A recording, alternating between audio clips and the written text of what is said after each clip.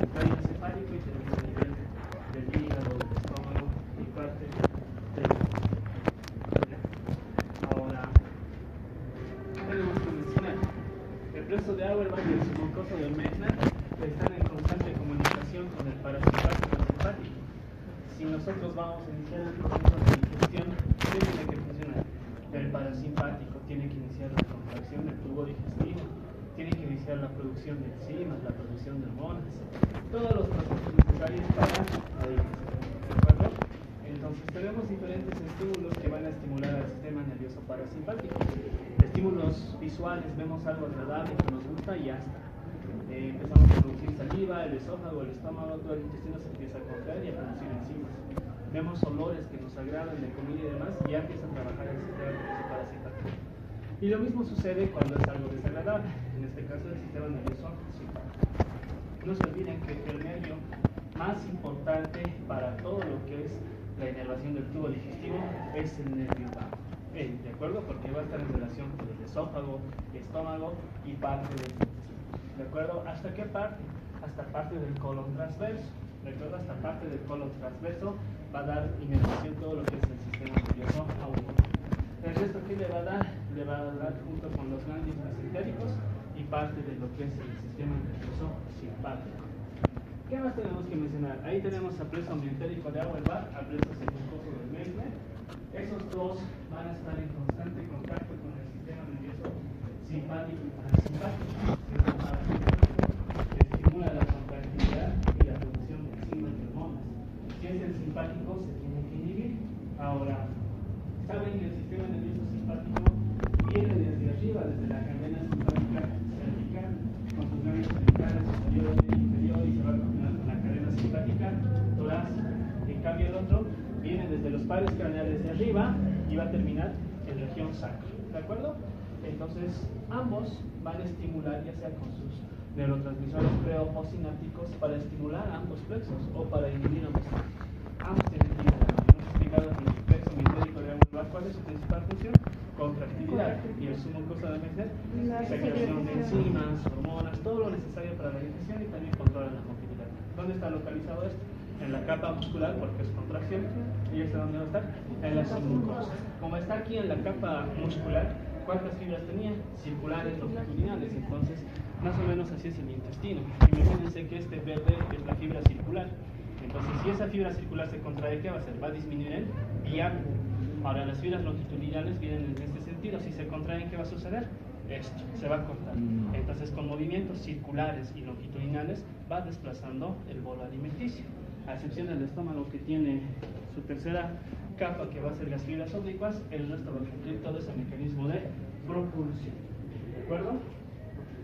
La deglución, esta es pregunta de examen, indica qué pares craneales conforman el centro de la deglución. ¿Cuáles son los pares craneales? El par 5, el par 9, el par 10 y el par 12. El par 5, ¿cuál era? El nervio trigémino. El nervio trigémino, ¿cuántas ramas tiene? 3. Cránica, maxilar superior y maxilar inferior o maxilar. El nervio trigémino es un nervio sensitivo motor, tiene una función sensitiva y tiene una función motor. Sensitiva, ¿en qué sentido? En que tiene que resolver toda la sensibilidad y la transferencia de la respiración, pero de la parte superior. Cierra tus ojos, voy a dibujar una letra. ¿De acuerdo? Bien, cierra tus ojos. ¿Qué letra es? Listo, entonces, el nervio trigémino recoge la sensibilidad. Si yo le pongo algo caliente, algo frío, ella se va a dar cuenta si es frío o caliente. Ahora, el nervio maxilar superior y el mandibular, ¿qué función van a cumplir? Motora. ¿A qué músculos van a inervar? Masticatorios, pterigoideos, maceteros, temporales. Entonces, el nervio trigémino, ¿en qué va a participar? En la masticación. El par 9, ¿qué hemos indicado? El par 9, glosofaringio, tiene que deglutir y tiene que recibir la percepción de los sabores del tercio posterior de la lengua. El par 10, el vago ya sabe que viene desde arriba hasta abajo, toda la contractilidad y secreción de enzimas, hormonas. Y finalmente el par 12 es un nervio netamente motor, que va a inervar a la lengua, hacia arriba, abajo, a los costados, todo que es la lengua. ¿Lo ven? Nervio hipogloso mayor, es netamente motor. Entonces, esos pares craneales conforman el centro de la deglución. Ahora, la deglución puede verse afectada en algunas enfermedades. Ahí está la definición. Hay enfermedades que pueden alterar estos centros o estos nervios y dar lugar a que el paciente tenga riesgo de asfixia o broncoaspiración. Ahí tenemos que mencionar, todo paciente que tiene compromiso del estado de conciencia tiene riesgo de broncoaspiración. ¿Por qué? Porque un paciente que tiene deterioro neurológico ya no va a tener los reflejos normales de tallo encefálico, que es de vía aérea. ¿Cuáles son? Las de un paciente que tiene un lado de 8, un punto de corte para indicar al paciente, no va a poder hacer, no va a poder respirar. Entonces, un paciente, digamos que ha sufrido una caída, un traumatismo craneoencefálico, y está con Glasgow 8 sobre 15, su boca va a seguir produciendo saliva.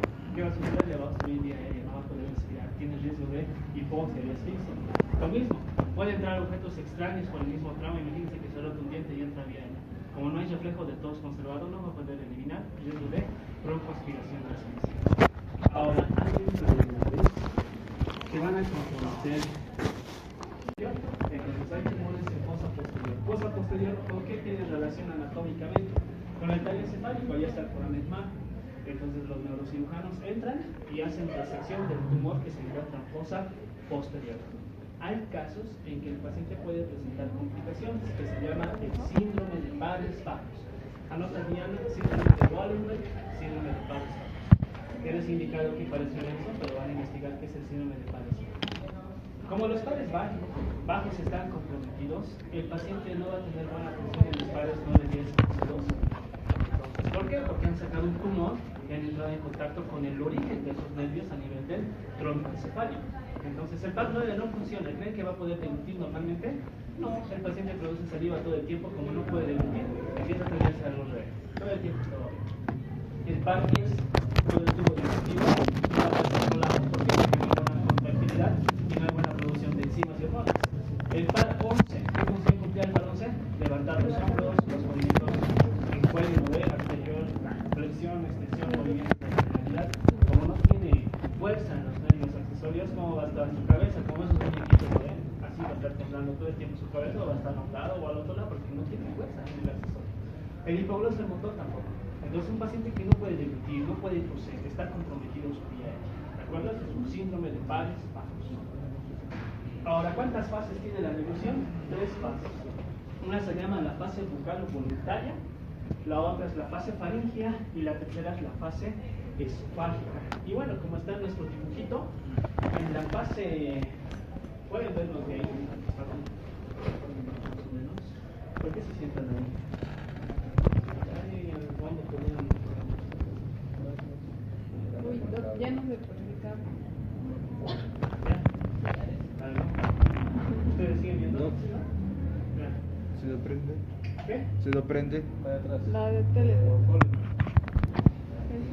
Creo que lo tiene que conectar con el HDMI de atrás. A ver.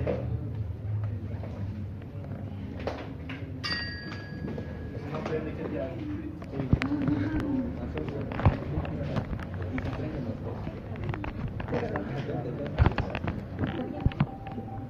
Ahora es el HDMI 4, ahí tienes que ponerle 4 igual.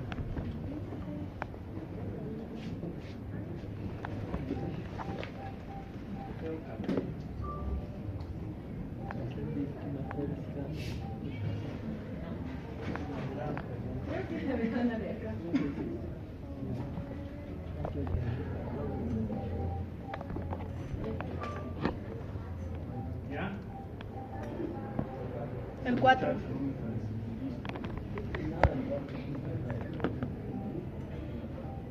Tienes que miren cuál está conectado ahí.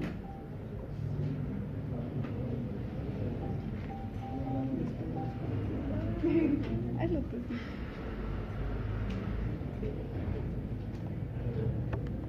No, hazlo. El otro de Ve nomás. Ve nomás.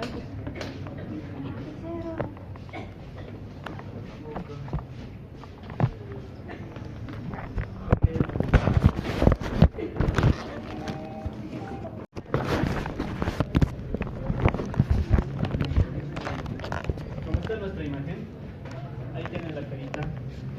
En la fase bucal voluntaria, el bolo alimenticio tiene que dirigirse a la parte posterior de la cavidad oral, ¿de acuerdo? y tiene que entrar en contacto con la pared posterior de la faringe. Acuérdense que la faringe va a tener comunicación con cavidades nasales, nasofaringe, orofaringe, laringofaringe o hipofaringe. Entonces toca la pared posterior de la faringe. A partir de ahí va a iniciar la fase faringe. En la fase faringea, el paladar, ¿se acuerdan que tenemos un paladar duro y tenemos un paladar blando aquí atrás que va a terminar en la úvula? El paladar duro va a tener malformaciones congénitas, ¿no ven? Ahí tenemos hendiduras esfenopalatinas, laringoporinas, etc. Entonces tienen que entrar en contacto con el paladar blando, y a nivel del paladar blando tenemos los famosos pilares amigdalinos. ¿Se acuerdan? Tenemos un pilar anterior, un pilar posterior, o palatoglosos y palatofaringes. En medio de los dos, ¿quién va a estar? Las amígdalas palatinas, ¿no ven? Bueno, esos arcos, los palatoglosos, se tienen que aproximar para que el bolo alimenticio pueda pasar ya al esófago. ¿De acuerdo? Aquí la vía aérea se va a cerrar. Entonces, en esta fase se caracteriza porque se inhibe la respiración. Por eso es la frase que dicen, a ver, nunca se habla mientras se come. ¿Por qué? Porque la epiglotis, como reflejo normal, se tiene que cerrar cuando nosotros vamos a deglutir, porque si no, el riesgo de que el bolo alimenticio pase hacia la tráquea es alto. ¿De acuerdo? Entonces, en esta fase se va a inhibir la respiración. Cuando deglutimos, dejamos de respirar y pasa el bolo alimenticio o lo que estén deglutiendo. Entonces, en la primera, el bolo alimenticio entra en contacto con la pared posterior de la faringe. Nada más, es fase bucal o voluntaria. Nosotros decidimos en qué momento vamos a iniciar la deglución, ¿no ven? Algunos masticarán más, otros masticarán menos, etc. La fase 2, que es la fase faringea, aquí se caracteriza porque va a estar en contacto con el paladar blando y los arcos palatoglosos se aproximan para que el bolo pase hacia la faringe y no pase a vía aérea, y se va a inhibir la respiración. La respiración es parte del sistema nervioso autónomo, todo el tiempo estamos respirando, ¿ve?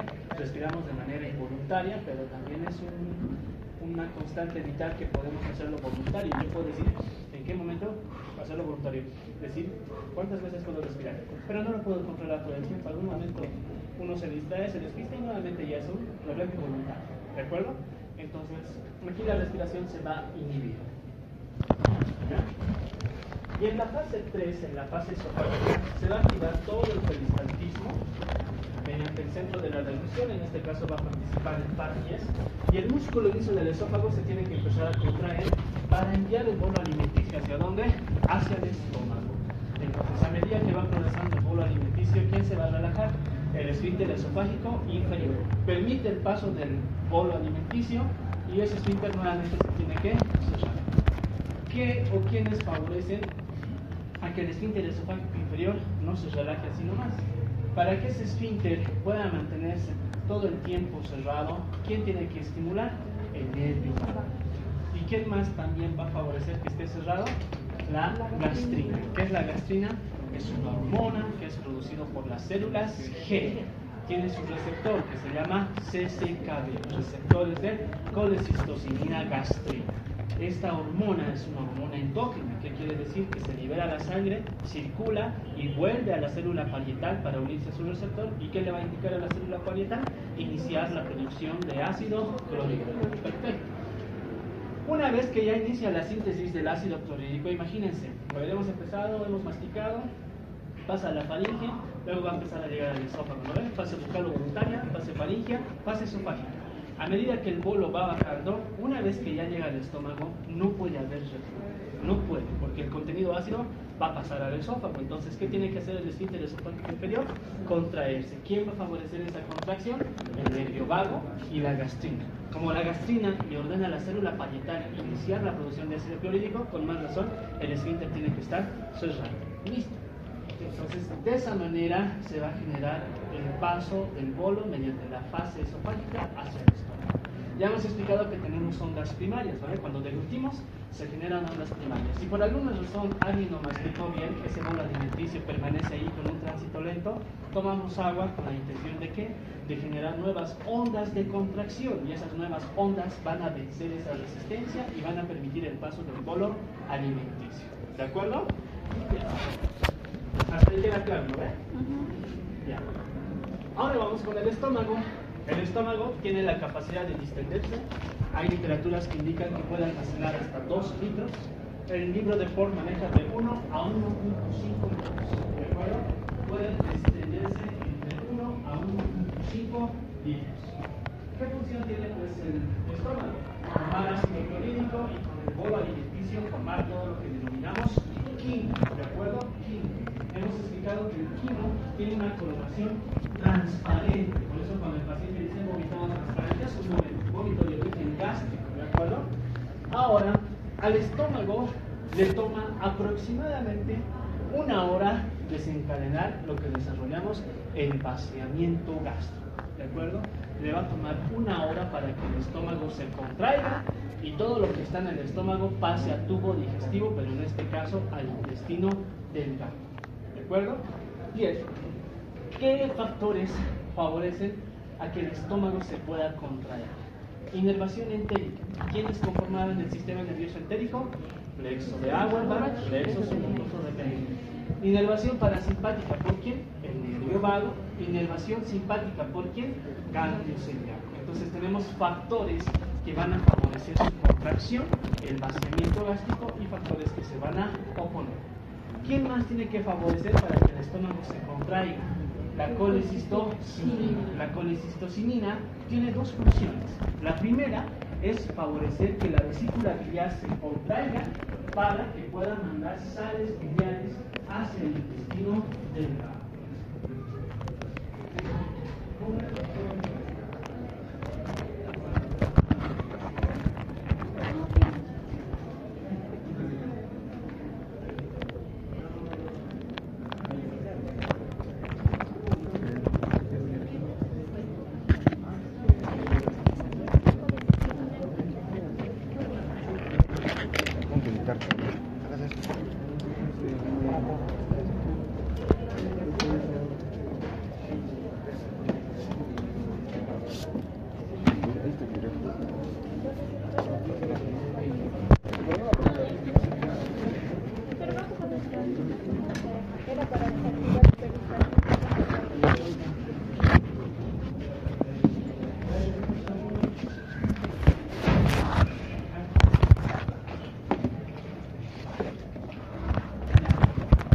La colecistocinina tiene dos funciones: favorecer el vaciamiento gástrico y que la vesícula biliar se contraiga para mandar las sales biliares hacia el intestino delgado. Por eso se llaman alimentos colecistokinéticos. ¿Por qué? Porque todo alimento graso, ¿qué va a favorecer? La liberación de colecistocinina. La colecistocinina va a la vesícula biliar, la estimula y va a favorecer su contracción. Por eso, si un paciente tuviera litos, como se contrae la vesícula, el lito puede impactar en el bacinete, obstruye la vesícula biliar y ¿qué va a causar? Un cólico biliar. ¿Listo? Entonces, por eso se llaman alimentos colecistokinéticos. ¿Qué alimentos favorecen la liberación de colecistocinina? Es simple o es obvio. ¿Cuáles son? Todo lo que sea graso, porque las sales biliares, ¿para qué sirve? Digestión de ácidos grasos. Entonces, el paciente te va a decir: ayer me he comido una chuleta de cerdo y me ha empezado a doler y me sigue doliendo. Es bien facilito la parte del colecistocinina. Otro, el polipéptido insulínico dependiente de glucosa, el famoso HIP. ¿Ya? Polipéptido insulinotrópico dependiente de glucosa, el famoso HIP, o péptido inhibidor gástrico, que es su otro nombre. ¿Ya? No se olviden, el famoso HIP.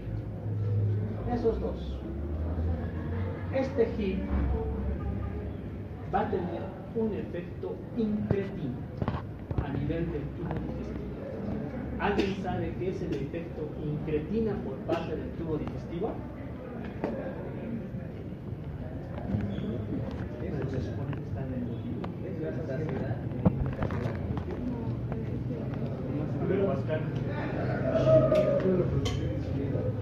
¿Cómo? Ya después de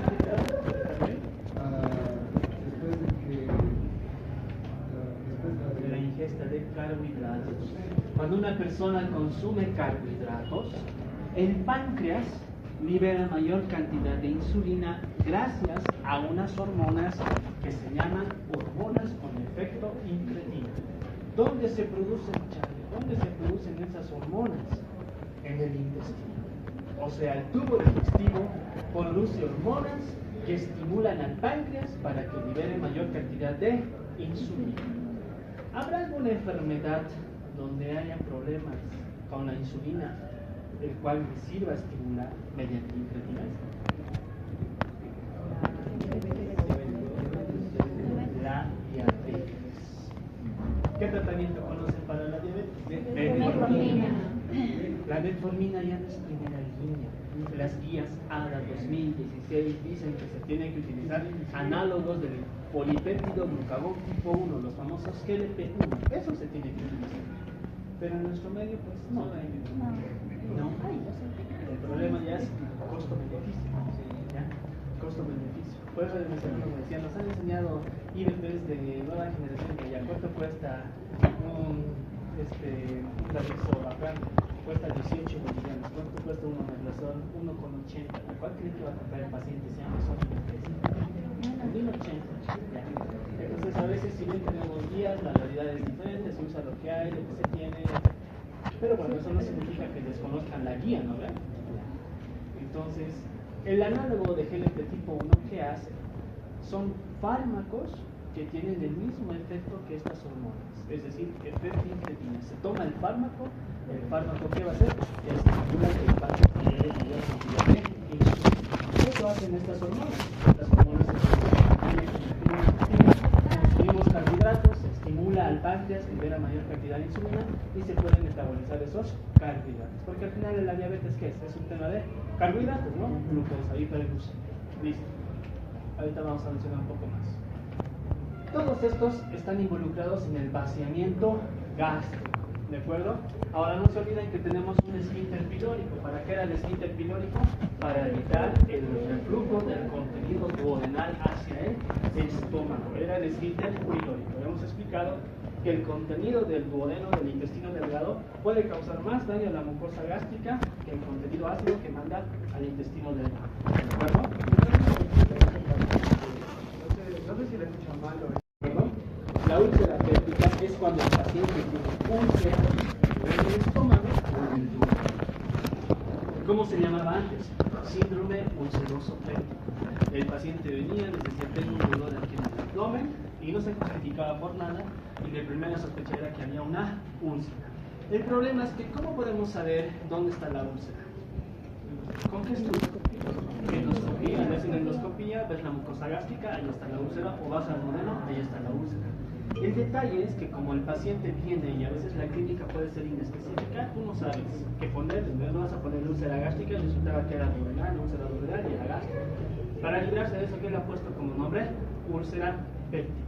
No sé si es gástrica, no sé si es duodenal, pero sé que hay una úlcera. No tengo pruebas, tampoco tengo dudas. Ahí ha cambiado, se llama síndrome de úlcera gastroduodenal. Ahora, como el duodeno produce líquido alcalino, también tiene riesgo de lesionarse siempre y cuando haya colonización. ¿Por qué? Helicobacter pylori. El Helicobacter pylori es la primera etiología para que un paciente tenga úlceras. ¿Cuál es más frecuente? La úlcera duodenal. ¿De acuerdo? La úlcera duodenal es 5 veces más frecuente que la úlcera gástrica. La infección por Helicobacter pylori está asociada a úlcera y también está asociada al desarrollo de cáncer. ¿De acuerdo? Entonces, esto de úlcera alcalina simplemente son lesiones a nivel del intestino delgado. ¿De acuerdo? Muy bien. ¿Ese esfínter pilórico puede verse afectado en alguna situación? Sí. Hay situaciones en que el esfínter no se va a relajar. Todo el tiempo va a estar contraído, entonces ¿va a permitir el paso del estómago hacia el intestino delgado? No. ¿Qué manifestación clínica vamos a tener? Vómitos. ¿En qué paciente se diagnostica inmediatamente? En los lactantes. Entonces ahí tenemos una estenosis pilórica. ¿Qué es estenosis? El estrechamiento. Cuando se cierra, ¿no ve? Imagínense. En las válvulas cardíacas hay problemas de estenosis. Sí, ¿cuántas válvulas tenemos? Aórtica, pulmonar, tricúspide, mitral. Entonces, por ejemplo, estenosis es cuando las válvulas se abren, ¿no ve? Imagínense, se abren, se cierran, ¿no ve? Cuando se cierra permanentemente, a eso llamamos estenosis. Pero cuando se cierra de forma insuficiente, ¿qué se llama? Insuficiencia. Entonces puede haber estenosis aórtica, insuficiencia aórtica, estenosis pulmonar, insuficiencia pulmonar, estenosis tricuspide, insuficiencia tricuspide, estenosis mitral, insuficiencia mitral. Podemos tener todas esas valvulopatías. Aquí, el esfínter pilórico está cerrado, estenosis pilórica. Entonces no va a permitir el paso del estómago hacia el intestino delgado. ¿Qué manifestación clínica va a tener el lactante? Vómitos, le dan de lactar e inmediatamente lo vomita porque no permite el vaciamiento gástrico, se distiende y luego lo va a vomitar. En el recién nacido vamos a ver que hay malformaciones congénitas del tubo digestivo, puede haber fístulas, traqueosofágicas, malformaciones del esófago. En algunos casos puede haber estenosis pilórica. Para ello, ¿qué vamos a utilizar? Un estudio enzimático. No es un diagnóstico que podamos hacer clínicamente. Tratamiento quirúrgico, como es un esfínter, se corta el esfínter y se relaja. ¿Qué más se puede hacer? Balonaje mecánico. Con un balón va, se infla el balón y permite el paso. Entonces, como son lactantes, están en desarrollo, se puede hacer la intervención quirúrgica. Cuando ustedes ya vean neonatología de aquí mucho tiempo, van a ver que dentro de la atención al recién nacido hacemos absolutamente todo, se le pesa, se le mide, se le revisa absolutamente todo, se le administra vitamina K para prevenir la enfermedad del recién nacido y luego se empieza a verificar que no tengan malformaciones congénitas, se le introduce una sonda orogástrica y verificas que son agua está terminada, que no hay nada. ¿De acuerdo? Bueno. ¿Cómo más se puede afectar el vaciamiento gástrico? Con la atonía gástrica. La diabetes mellitus es una enfermedad metabólica que no tiene cura, solamente se puede controlar, tiene complicaciones agudas, tiene complicaciones crónicas. Las agudas, ¿cuáles son? Cetoacidosis diabética, estadio hiperosmolar hiperglucémico y la hipoglucemia. Esas son agudas. En cambio, las crónicas se van a dividir en macrovasculares y microvasculares, y dentro de las microvasculares hay una que se llama neuropatía diabética porque afecta a las fibras nerviosas, generalmente de extremidades inferiores. El paciente pierde sensibilidad, por eso cuando se lastima no siente nada, hay una herida, la herida se infecta, va formando úlceras, pero como no siente nada, no le genera dolor, no le genera absolutamente nada para ir a buscar consulta y darse cuenta que tiene una úlcera y así va progresando. A eso le llamamos pie diabético. Pero como afecta fibras nerviosas periféricas, también puede afectar fibras nerviosas relacionadas con el sistema nervioso autónomo, que va a causar disautonomías. ¿Qué son las disautonomías? Cuando hay una disregulación entre el sistema nervioso parasimpático y simpático. No es que tienen que estar en equilibrio, ¿verdad? Y trabajar cuando corresponde. Y cuando decimos disautonomías, una de esas va a predominar más que la otra. En este caso, como hay atonía, ¿cómo está el parasimpático? Mal, por eso no se contrae, no hay vaciamiento gástrico. Ahí lo van a ver en fármaco, ¿no ve? ¿Qué fármacos se utilizan para favorecer la contractilidad del tubo digestivo? Fármacos proquinéticos, como cuál? Metoclopramida, domperidona, la eritromicina, que es un antibiótico macrólido, pero es proquinético, un antibiótico que causa motilidad del tubo digestivo. ¿Se entiende? Listo. Hay motilidad, ya hemos hablado del vaciamiento gástrico, hemos explicado que tarda como 1 hora más o menos.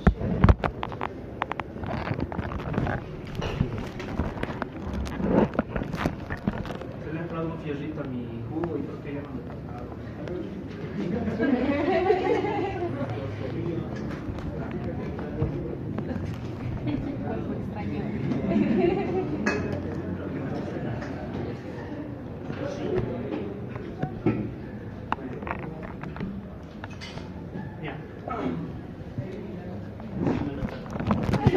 Motilidad del tubo digestivo delgado. Ya hemos hablado del estómago, vaciamiento gástrico. Ahora el intestino delgado tiene 2 patrones de movimiento. Una se llaman ondas de segmentación. Las ondas de segmentación son movimientos en sentido distal y en sentido proximal, como están nuestras flechitas. O sea, cuando se contrae el bolo alimenticio baja, luego sube, luego baja, luego sube, baja, sube, etc. ¿Por qué hace esos movimientos en sentido distal y proximal? Para asegurar la mayor absorción posible. Llega el bolo alimenticio, se absorbe, se contrae, baja hacia abajo, se absorbe, pero vuelve hacia arriba para absorber todavía más. ¿Se entiende, no ve? Entonces las ondas de segmentación favorecen un movimiento en sentido distal y proximal. ¿Para qué? Para que ese bolo alimenticio quede expuesta a la mayor cantidad de enzimas, mezclarlo bien y absorber lo mejor posible. Luego tenemos los movimientos peristálticos, donde simplemente hay el desplazamiento en sentido distal del bolo alimenticio. Se desplaza, nada más, va a ir en sentido distal. Ahora, hay enfermedades que pueden favorecer alteraciones de la motilidad, como cuáles? Los cuadros inflamatorios. Un paciente puede tener cuadros inflamatorios a nivel intestinal. Sí, tenemos enfermedades inflamatorias intestinales. ¿Cómo qué? La enfermedad de Crohn y la colitis ulcerosa son enfermedades inflamatorias intestinales. El paciente puede tener episodios de diarrea, episodios de estreñimiento y generalmente es una respuesta desregulada del sistema inmunitario. ¿De acuerdo? Tienen un papel autoinmune. Ahora hay otras enfermedades como las gastroenteritis, que también causan proceso inflamatorio. La gastroenteritis puede ser por múltiples causas. ¿Cuáles son? Virales, bacterianas, parasitarias. En los niños, principalmente virales, rotavirus.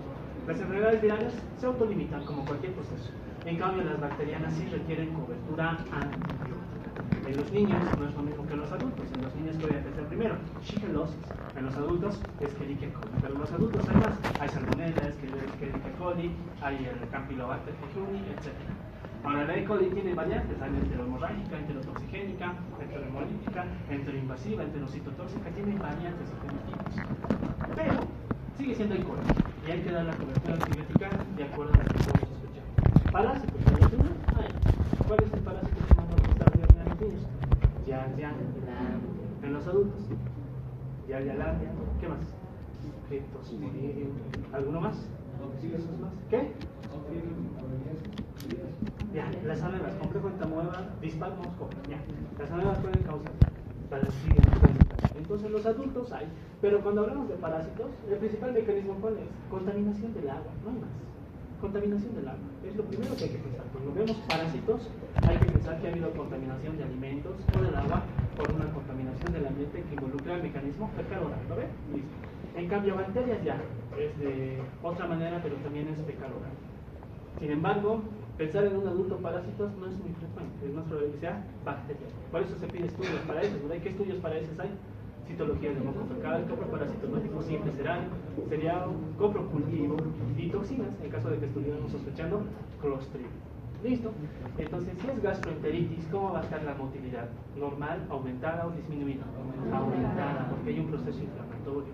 El intestino trata de eliminar al agente patógeno mediante la contracción. Las heces, al final, por la diarrea, también es un mecanismo de defensa, porque ahí se elimina el agente patógeno. Si no, no tuviéramos que tomar muestra y mandarlo a estudio de ese tipo de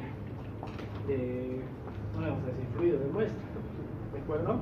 Entonces, se me olvidó la palabra. En la gastroenteritis los ridos hidroides van a estar incrementados. O sea, auscultamos al paciente, los ridos hidroides ¿cómo van a estar? Incrementados. Ahora, si el paciente viene con distensión abdominal, le hacen perfusión, está timpánico, ¿qué es lo primero que pensaría? Está reteniendo gases. Probablemente un cuadro de obstrucción de ilio. Entonces, ¿cómo están los ridos hidroides? ¿Normales, disminuidos o aumentados? Disminuidos. Solamente mirando y auscultando el abdomen ya podemos sospechar. En el caso del contexto de diarrea, el paciente viene y te dice, estoy con diarrea. Ya está el diagnóstico, ¿no? Lo que tú tienes que indagar es cómo era la diarrea. Tenía moco, tenía sangre, había restos de alimentos, había restos de grasa, pedir los exámenes necesarios y mientras está en curso los exámenes, iniciar tratamiento antibiótico empírico. ¿De acuerdo? Muy bien.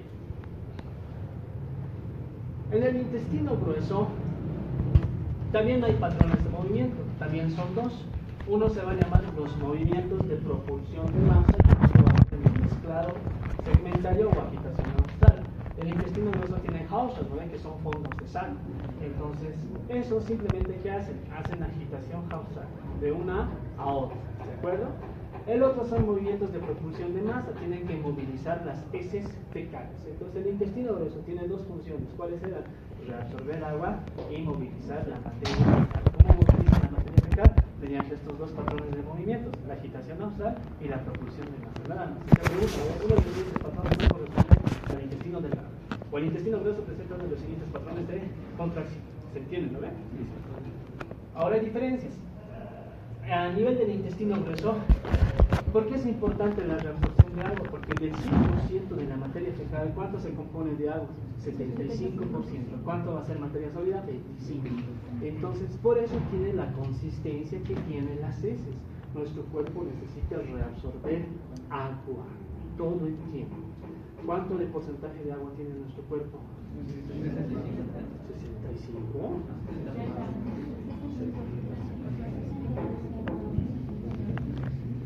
A ver ahí, amiga.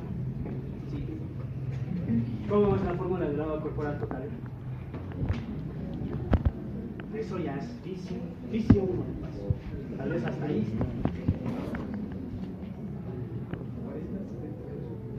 Agua corporal total. Santa Cruz, digo Priscila. Santa Cruz es tu apellido, ¿no?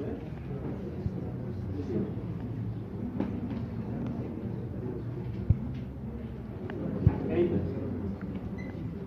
agua corporal total. Yo peso, digamos, 70, porque ya no peso 70. Me hubieran visto cuando iba a la universidad, era flaquito, como quién, ¿quién es de aquí más desnutrido? Así. ¿Sabían que casarse engorda? Hay artículos que dicen que cuando te casas realmente subes de peso. ¿Cuáles son las recomendaciones que hace la medidas de prevención? Previenes obesidad, enfermedades metabólicas. Eso de que no ve, el amor engorda tiene su sustento científico. Hay artículos de eso.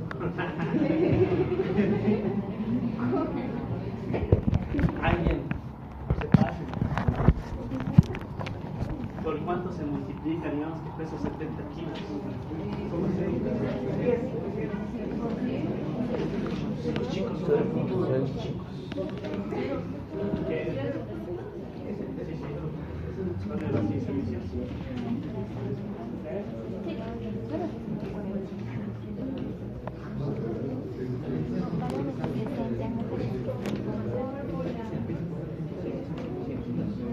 Agua corporal total es igual al peso por 0.6 en hombres y 0.5 en mujeres. Ahí está la explicación. Cuando nosotros nacemos, tenemos gran cantidad de agua, prácticamente. Hasta el planeta Tierra. Lo dividimos en 4, de los 4, 3 cuartos, ¿qué es? Agua, el agua salada. Agua. Y el 1/4, ¿qué es? Tierra. En nuestro cuerpo, cuando nacemos, vean cuánto de agua tenemos aproximadamente. El embrión, ¿cuánto tiene? 90, recién nacido 80, vamos subiendo. Y cuando llegamos a una edad promedio, en los hombres, ¿cuánto tenemos? 60% de agua, y en la mujer 50, o algunos libros dicen 55%. Entonces en la composición está así: de un hombre el 60% es agua, 60, por eso multiplicamos por 0.6. En los mujeres 50%, por eso multiplicamos por 0.5. ¿Por qué tiene menos cantidad de agua? Por la distribución anatómica. El hombre tiene mayor masa muscular, las mujeres tienen mayor cantidad de líquidos. Esa es la única diferencia. Ahora hay líquidos que nosotros no podemos cuantificar. ¿Cómo se llaman esos líquidos? Se llama líquido transcelular. ¿Cuáles son? Lo que está en los vasos linfáticos, el tubo digestivo, porque tenemos líquido peritoneal, todo lo que produce, y tenemos líquido cefalorraquídeo, sinovial, el del árbol traqueobronquial y el humor acuoso. ¿Listo? Bueno, por eso es importante que el tubo digestivo, es decir, el intestino grueso, tenga que reabsorber agua, porque cuando un paciente pierde agua, no solamente pierde agua, ¿qué pierde? Electrolitos. Por eso el diagnóstico se llama trastorno hidroelectrolítico. ¿De acuerdo? El agua siempre va de la mano ¿con qué? Sodio, cloro. El potasio también. El potasio se pierde en un 85% por orina, en un 10% en heces y un 5% en piel. Entonces, ¿cómo se define poliuria?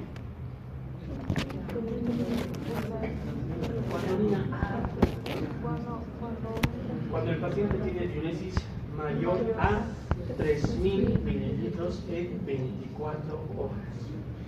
¿De acuerdo? Mayor a 3.000 mililitros en 24 horas. Eso es poliuria. Ahora, cuando el paciente tiene poliuria, en la orina no solamente se pierde agua, ¿qué más vamos a perder? Electrolitos. ¿Pero qué electrolito en particular? Potasio. Entonces, ¿qué va a causar? Hipocalemia. La primera causa de la hipocalemia es la pérdida por orina. Si no es orina, ¿cuál va a ser? Heces. ¿Qué tiene que tener el paciente para que pierda potasio en heces? Agua. Otra vez. ¿Qué tiene que tener? ¿Qué enfermedad tiene que tener el paciente para perder potasio en heces? ¿Qué? Fuerte. Así, si tengo 15 veces voy al baño, ¿qué va a perder por ahí? Potasio. Listo, potasio. Y la otra, ¿por dónde es el 5%? Es por piel. No debe tener que ser alguien que hace una actividad realmente bien extenuante física, que tenga una sudoración bien profusa y pierda potasio. ¿De acuerdo? Por ahí se pierde potasio. Por eso es importante. Entonces, ahí podemos generar pérdida de agua. La defecación es controlada por el esfínter anal. ¿Cuántos tenía? Esfínter interno y externo. ¿Cuál estaba bajo control voluntario? ¿Y cuál era el que estaba en contracción tónica? El interno. El interno estaba en contracción tónica. El otro estaba bajo control voluntario. ¿Listo? Ahí nos acordamos. ¿De acuerdo? Para eso, ¿qué tenemos que saber? La escala de Bristol, ¿no? ¿Se acuerdan de la escala de Bristol? ¿Alguien se acuerda de la escala de Bristol? Ya no sabía la escala de Bristol.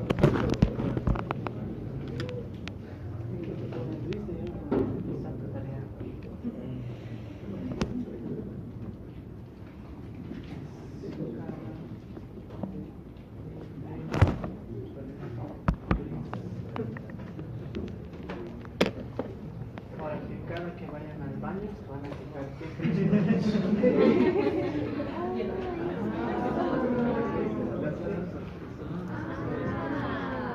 Cuando el paciente te dice estoy estreñido o estoy con diarrea, esto lo tienen que saber. Esto les van a preguntar el gastro, por ejemplo. Entonces es fácil decir, es como cuando les dicen estoy deprimido y ni siquiera saben qué es depresivo. Estoy deprimido. Cuando estás triste, a menos que haya una tristeza patológica y una más en las realidades, sí, es depresión. Pero tipo 1, tipo 2, tipo 3. Cada uno va a tener una consistencia, tamaño, características diferentes. Entonces, ¿cómo se haría, por ejemplo? Tipo 7, ¿no? Totalmente líquido. ¿De acuerdo? Ahora, cada que vayan al baño tienen que fijarse qué Bristol están haciendo. Así cuando el paciente les diga, ya van a tener idea más o menos cómo realmente está su insuficiencia. El paciente, ¿qué es lo que dice? Estoy haciendo sueño, como agua. No te dan mayor datos. Es medio amarillo, medio marrón. Cuando hagan sus historias o les dicen así. Muy bien. Ahora, hormonas del tubo digestivo. Muy bien. ¿Qué hormonas van a participar? Ahora, si se dan cuenta,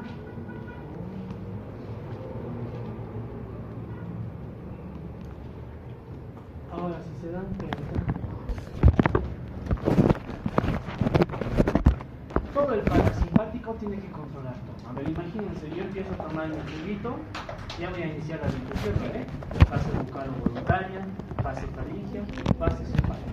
Inmediatamente el parasimpático ya empieza a trabajar. En el momento que ya estoy ingiriendo esto, ya está produciendo saliva, ¿vale? Ya está produciendo saliva, ya se está contrayendo el esófago, el estómago ya está produciendo ácido clorhídrico, pero todos de manera secuencial. El alimento va a ingresar, va a pasar, llega al estómago, va a pasar al intestino delgado con los patrones que hemos indicado, al intestino grueso con los patrones que hemos indicado. Ya hemos explicado prácticamente todo lo que es el desplazamiento con la motilidad. Ahora veamos qué hormonas tienen que participar para todo ese proceso. La primera, la gastrina. ¿Dónde se produce? Células G. ¿Lo ve? ¿Qué hace? Estimula la producción de ácido clorhídrico. Muy bien. La grelina, ¿qué es?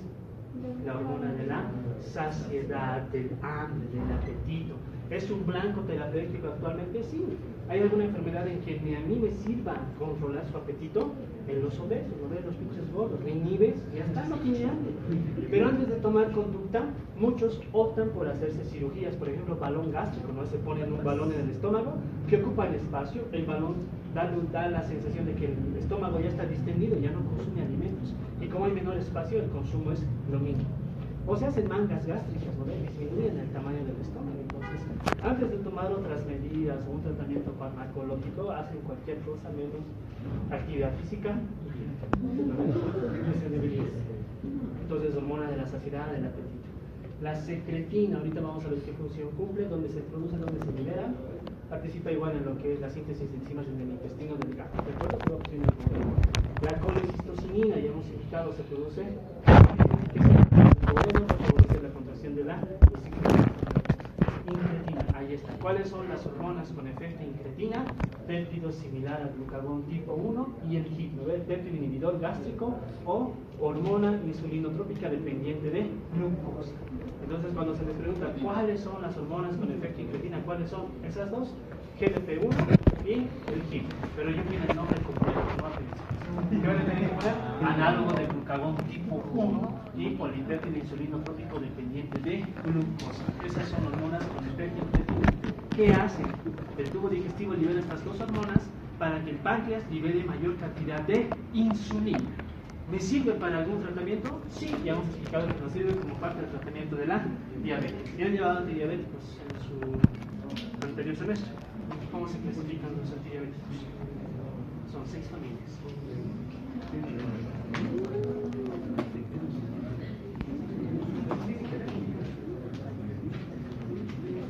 ¿Alguien? No me acuerdo.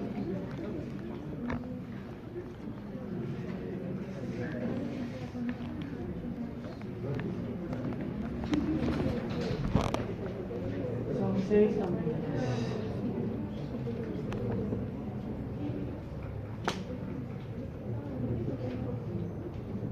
Hormonas que favorecen la sensibilidad de la insulina, que favorecen su liberación, eso tiene que estar en memoria. Van a llegar a internar y van a decir, no sé, no me acuerdo. No sé, señora, vaya donde el endocrinólogo. Estas enfermedades son de atención primaria, jóvenes. ¿O qué van a tener ustedes en consulta? Vaya al endócrino, vaya al cardio, vaya al médico, eso. Van a tomar solo signos vitales cuando sean médicos. Fármacos que incrementan la sensibilidad de metformina y las glicosomas. Fármacos que aumentan la producción o liberación de insulina en el páncreas. ¿Quién está ahí? Las sulfamilureas. Inhibidores de las alfa-glucosidasas, sacarbosalilitol, y lo que nos interesa, fármacos que mimetizan a las incretinas. ¿Quiénes están?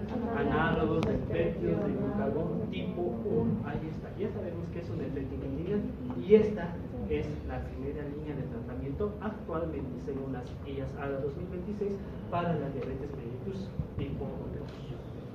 Pero pues en nuestro medio, mientras mejoremos, vamos a seguir utilizando metformina, ligantamina y esas otras cosas. Pero ya saben, ¿no? ¿No estás hablando los memes? ¿Acaso no han visto en TikTok? Ustedes que viven ahí, ¿no ven? Cuando las guías ADA te recomiendan análogos del GLP tipo 1, pero tú vives en países en vías de desarrollo. Ponen el cortito del Shrek, a ver, ay sí, como si estas cosas pasaran.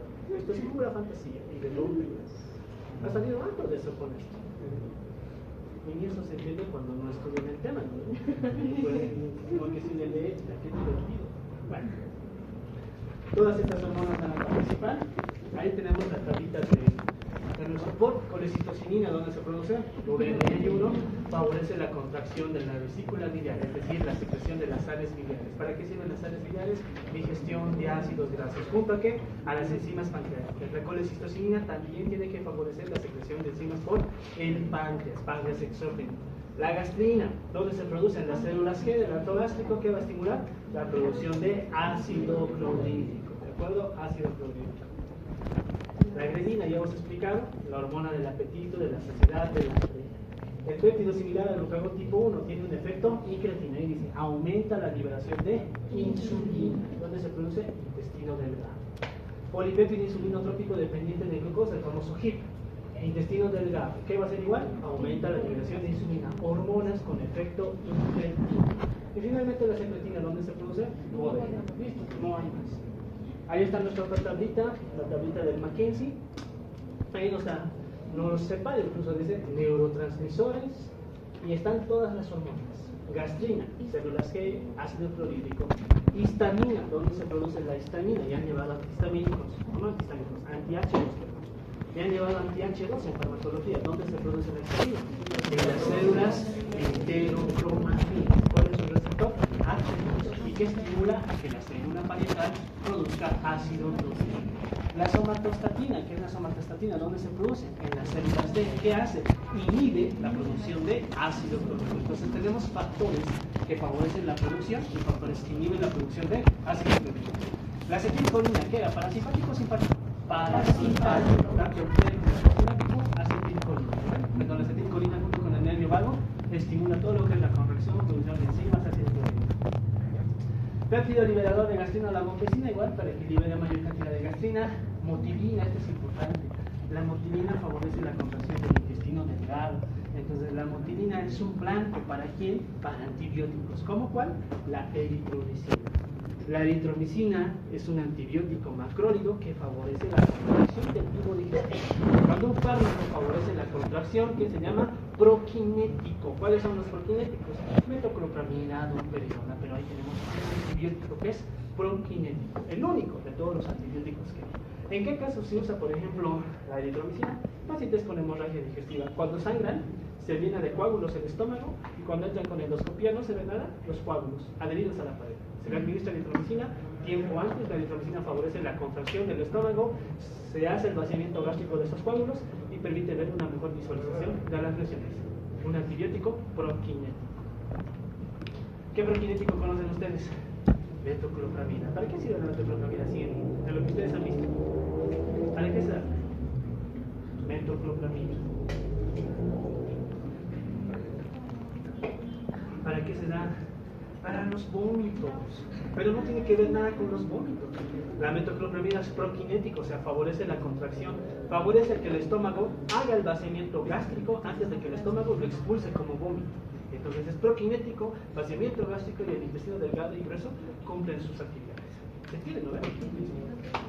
Metoclopramidas en adultos no se dan en niños. ¿Por qué? Porque niños atraviesan la barrera hematoencefálica. ¿Riesgo de qué? De síndrome de estratigrafía. Secretina ya hemos explicado duodeno. Ahí tenemos la serotonina. Neurotransmisor, ¿con qué está involucrado la serotonina? Con el estado de ánimo. Por eso los blancos de los antidepresivos, donde están serotonina. Pero esta serotonina también es blanco para los proquinéticos. ¿Como cuál? Metoclopramida. La metoclopramida actúa en los receptores 5 y 584, 583 o 585. Entonces ahí actúa.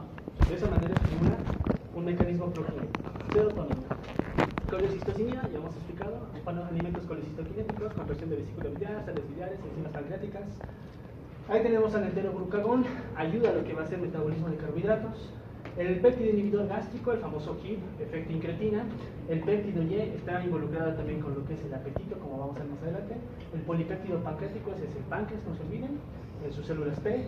Y el péptido intestinal vasoactivo, otro con efecto incretina, el famoso HIP, ¿no ven? Bueno, entonces, ahí está todo lo que hemos mencionado, en diferente nombre y en diferente orden. Todos esos van a participar de manera secuencial. ¿De acuerdo? Todos. ¿Cuál tienen que saber? Este igual, al final es lo mismo, nada más que aquí nos ponen más hormonas. ¿De acuerdo? Ahí está el estómago. En el estómago tenemos a la gastrina, estimula la producción de ácido clorhídrico. ¿De acuerdo? El estómago tiene muchos tipos de células. Vamos a ver que tiene células G, células G, células T. Tiene las células capitales, las células principales. Entonces, cada una de esas células produce una hormona en específico. Las células G que producen gastrina, las células oxíticas que van a producir grelina. ¿De acuerdo? Las células parietales solo producen ácido clorhídrico o qué más producen? Pero lo han leído bien. Pepsina. ¿Qué? Factor intrínseco. ¿Y para qué sirve el factor intrínseco?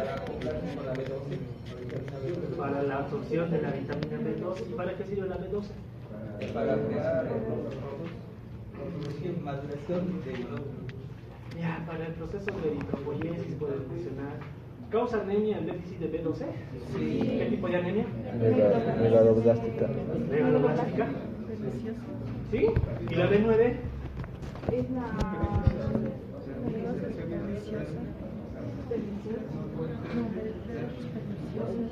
¿Y la B9?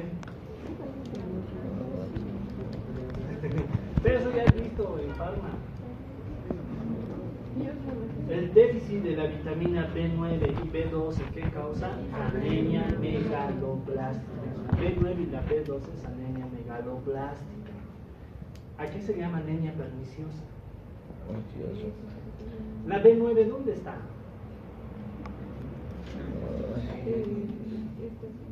¿O la B12 dónde está? ¿Dónde? Pero ni carne has dicho.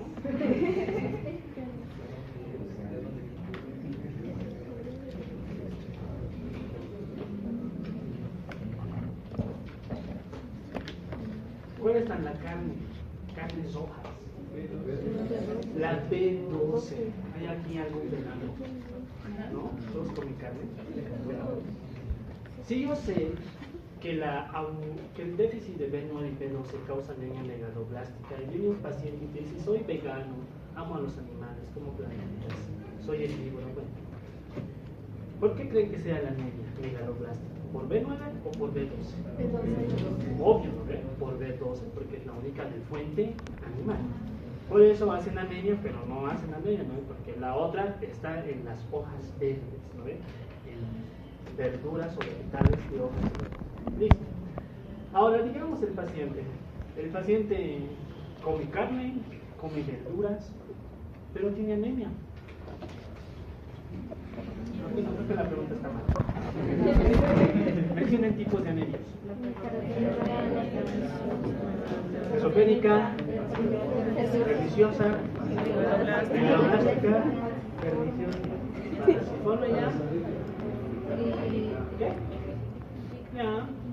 El hematólogo hace 4 años para saber anemias: microcítica, normocítica, macrocítica, hipocrónica, normocrónica, hipercrónica, regenerativas, regenerativas, hemorrágicas, ferropénicas, megaloblásticas. Y luego está la perniciosa. La perniciosa, ¿por qué es? Porque no hay factor intrínseco. El paciente consume B12, tiene una anemia megaloblástica secundaria, pero no es porque le falte de nuevo B12, que no hay factor intrínseco. ¿Quién produce que no haya factor intrínseco a largo plazo? IBPs. Como las IBPs inhiben la producción de ácido clorhídrico, la célula parietal tampoco produce factor intrínseco. Por eso utilizarlo por largo tiempo, que puede condicionar anemia. Pero anemia de tipo perniciosa. ¿Queda claro? ¿Sí? ¿Seguro, no ve? Bueno, ahí tenemos la grelina, la hormona del hambre, la hormona de la saciedad, del apetito. No solamente está relacionado con generar el hambre y demás, está relacionado con procesos de recompensa, el estado de ánimo, ¿no ves? Por eso cuando alguien te da comida, ¿qué dice? ¿No ves? Barriga llena, corazón contento. Cuando está involucrado con el estado de ánimo, ¿a quién no le gusta comer? ¿O a quién no le gusta que le regalen algo para comer? Es un refuerzo positivo, como dice, ¿no ves? Favorece memoria y aprendizaje, ¿no? Ustedes comen harto, pero no se acuerdan lo que estudian.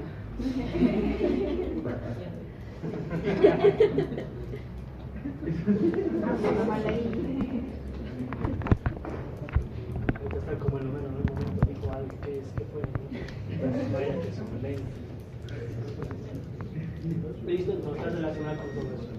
¿Con qué más está relacionado la hormona del hambre? Vean, con la función inmunitaria. Vean, si no comes te vas a quedar igual, está relacionado con el sistema inmunitario. Entonces el estado de nutrición de un paciente está involucrado con el sistema inmune. Tiene que alimentarse bien para que el sistema inmunitario responda bien cuando hay procesos infecciosos muy inflamatorios. Estado de ánimo, la formación de huesos, crecimiento, etc. Varias funciones. Entonces, gracias, mencione funciones de la grelina, aparte de estimular la saciedad o apetito. Recuerde, tiene varias otras funciones más. Efectos periféricos: favorece la contractilidad, homeostasis de la glucosa, mantener valores normales. Función inmunitaria, gasto cardíaco, formación de estado de ánimo. Ahí está la secretina, la colecistocilina y la incretina. Secretina, células S de la mucosa del duodeno y el no se olviden. ¿Qué hace? Inhibe la producción de ácido gástrico. Claro, pues, si el bolo alimenticio ya pasa al intestino delgado, ¿será necesario sigue la producción de ácido clorhídrico? Ya no. Entonces se produce secretina para que el estómago ya no produzca ácido clorhídrico. Tiene que inhibir, porque no va a ser necesario. Ya está en el intestino delgado. Aparte, tiene que favorecer gran liberación de bicarbonato en el intestino delgado para que el líquido sea alcalino y pueda amortiguar el pH ácido que le está mandando el estómago. Las CCK, ¿dónde están? En las células I de la mucosa intestinal, también intestino delgado. ¿Qué tienen que hacer? Producción de enzimas pancreáticas y sales biliares. Ya hemos explicado eso: contracción de la vesícula, movilización y producción de las sales biliares y las enzimas pancreáticas. ¿De acuerdo? Bien. Ahí están las hormonas digestivas con efecto incretina. Ya hemos mencionado el GLP-1 y el HIP. ¿Qué se llamaba el GLP-1? Análogos del glucagón tipo 1. Y el HIP, polipéptido insulinotrópico dependiente de glucosa. ¿Qué hacen ambas hormonas? Favorecen la liberación de insulina después de la ingesta de carbohidratos. ¿Es blanco terapéutico hoy día? Sí, a partir de estas hormonas se han creado hipoglucemianos, los análogos del glucagón tipo 1. Listo. Entonces, de ahí es de bastante utilidad. Ahora, ustedes han ido ya, no había cirugía, ¿verdad? ¿No han entrado cirugías hasta ahora?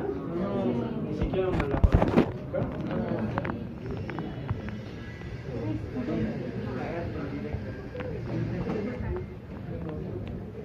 ¿Han visto pacientes por lo menos post cirugía? Con sus drenajes. ¿Se han visto, no verdad? Sí. No he ido al hospital.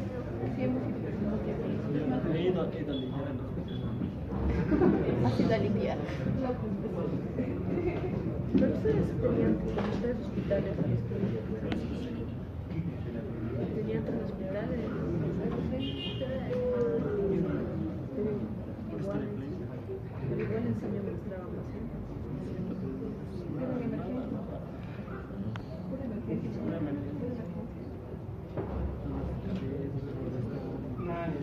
Esto les hemos dado la otra vez, ¿no? Así salen de... Salen con drenajes. ¿Por qué creen que salen con drenajes?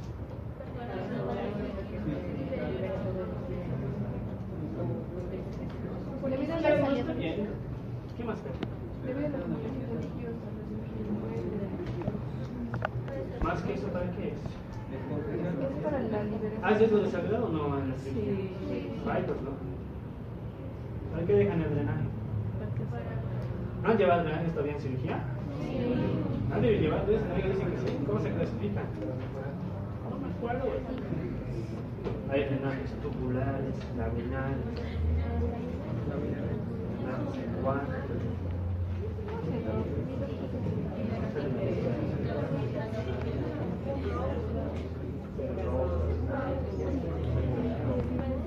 bueno, ¿por qué se deja drenajes? Porque después de la cirugía, obviamente hay riesgo de sangrado. Si el paciente sangra en quirófano y sigue saliendo por aquí sangre, ¿qué pensarían? Que no ha habido buena hemostasia y hay que volver a ingresar porque hay una lesión por ahí que sigue sangrando. La otra, si sale mucho contenido es porque realmente el daño ha sido grande. Dependiendo de dónde esté, puede ser a nivel de vesicularidad, cómo va a salir peritonealidad, intestino delgado, todo el líquido que produce, o sea, en fin, intestino grueso, puede haber débito fecal-oideo, las ostomías, las bolsas de ileostomías, colostomías, ¿han visto? Sí. Bueno, ¿por qué se deja drenajes? Porque me interesa saber cuánto de líquido van a perder. No se pierde cualquier cantidad, jóvenes. ¿Saben cuánto de líquido manejamos al día? ¿Cuánto dice ahí? 7.100 litros al día.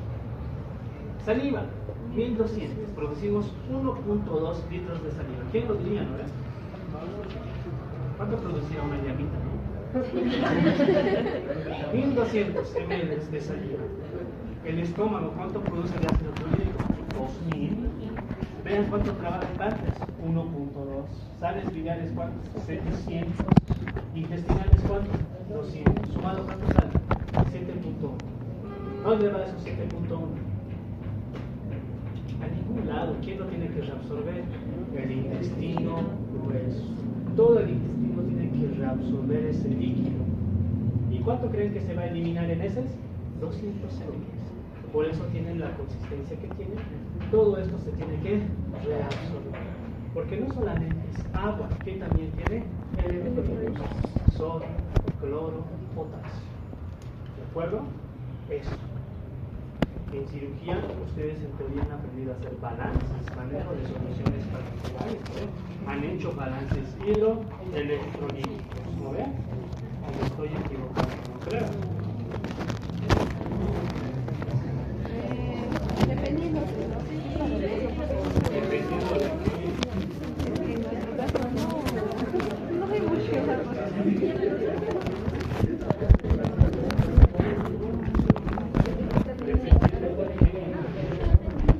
Del doctor que nos ha tocado.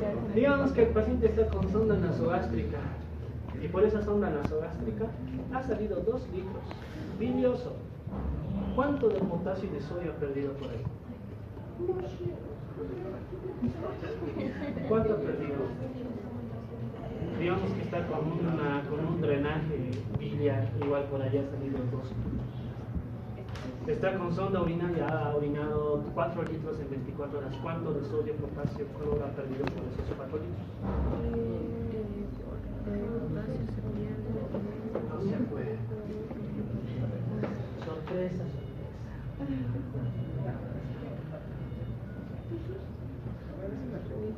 ¿Qué dice ahí? por cada 1000 ml de vómitos que tiene el paciente, ¿cuánto pierde de sodio? 60. ¿Cuánto de cloro? 100. ¿Cuánto de potasio? 20. Digamos que el paciente de ayer a hoy ha vomitado 1000 ml. Está por orina, ha orinado 2000. 100.000 ml pierde 60 de sodio, en 2000 ¿cuánto pierde? 120. Facilito es cuando son números enteros, ¿no ven? Sí. Pero digamos que he orinado 250 ml de orina. ¿Qué van a hacer? De 60 y en 1000, ¿cuánto? Y en 250. Y luego hay que calcular así de todo: de sodio, potasio, cloro. ¿Se entiende, no ven? Si el paciente en ese te dice ayer he hecho diarrea, las enfermeras han clasificado cuánto ha hecho 2500 de deposiciones líquidas. Tienen que calcular cuánto de sodio y potasio. El paciente estaba con qué? A ver, ¿con qué nos podemos poner? Con sonda T, ha hecho fiebre. ¿No se imaginan lo que es hacer balances? Yo cuando era estudiante tenía la idea que el cirujano era el que mejor manejaba líquidos, electrolitos, nutrición y alguien que dominaba como nadie los líquidos. En la vida real no necesitas. Así mi corazoncito cuando lo sé con eso. Algo cambió en él.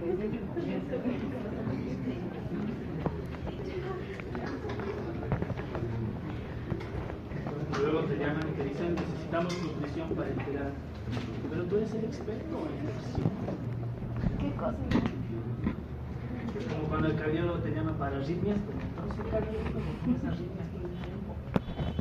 Pero no agarras las paletas, el cardiólogo es listo, adiós. Entonces, sí, ¿verdad? Así es. Ahora, esto es balance. Ahora, esto es lo que el paciente pierde.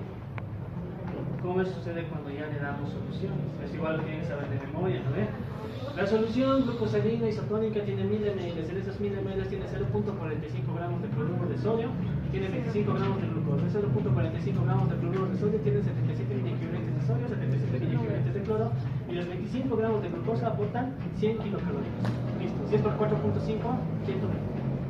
¿Cuánto tiene? 1000 ml. ¿Cuánto de osmolaridad? 278 miliosmoles por litro. Si ustedes no saben eso de las soluciones, ¿qué van a indicar cuando sean internos? ¿Creen que es una receta así, solución fisiológica 1000 ml para 24? ¿Por qué así manejan en el hospital? Ringer lactato 1000, no tienen ni idea ni para qué se indica, ni cuánto tiene de osmolaridad, ni cuánto electrolitos, pero me indican. ¿Qué cosa? Me indican. Yo les reto, vayan a sus prácticas, pregúntenle a cualquiera de sus docentes cuando estén en el hospital, ¿cuánto tiene de osmolaridad esta solución? Y les apuesto que les va a decir, ¿cómo preguntar tarea? Tarea para todos. ¿Cómo les hace puro? Es puro, les doy mi cabeza. Pregúntenle al residente, pregúntenle al interno, igual. Pregunta. Y uno se dice, ¿cómo indican entonces soluciones? ¿Cómo manejan soluciones cristaloides en el hospital? Es receta de cocina, no, para nada. Para nada. ¿Glucosa le puedo dar al diabético? No. ¿Cómo que no? ¿Por qué no? Y si le doy insulina en paralelo, ¿puedo o no puedo dar? ¿Puedo dar? Todo se puede en esta vida. En el manejo de la cetoacidosis, donde hacen hiperglucemias, el tratamiento es insulina. Si por nosotros fuéramos, le bañamos en insulina al paciente con esponjita y todo. No se puede, porque la insulina, ¿qué te va a causar? Hipoglucemia. Pero si quiero darle alta insulina, ¿qué le puedo dar paralelo? Glucosa. Al final es el paciente con cetoacidosis, la glucosa no lo va a matar. El paciente puede estar con 1000 de glucosa, 2000, no le hace nada, excepto que le chingue el cerebro y sí.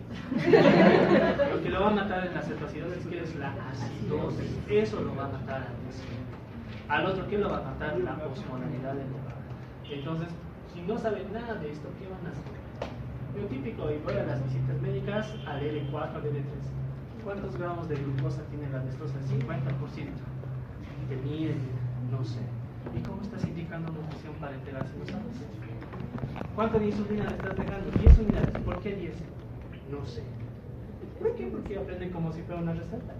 Si me dijera que tiene 250 gramos de glucosa y cada 15 gramos de glucosa es metabolizada por unidad de insulina que tenía, le estoy dejando 10, le estoy dejando 6, 15, ya es otra cosa. Pero si no sabe, el que es burro nomás decía mi abuelito y yo mi abuelito tenía. Todo eso tienen que saber de todo, de las ampollas, cuánto tiene el carbonato de calcio, cuánto es el carbonato de magnesio. Eso tienen que saber de memoria, ni siquiera de memoria, ni siquiera de memoria, tienen que saber calcular, demostrar en pizarra. Calcular, sacar peso molecular osmótico. Nos pasan las fotos. Pero ya saben de basiología. No, eso es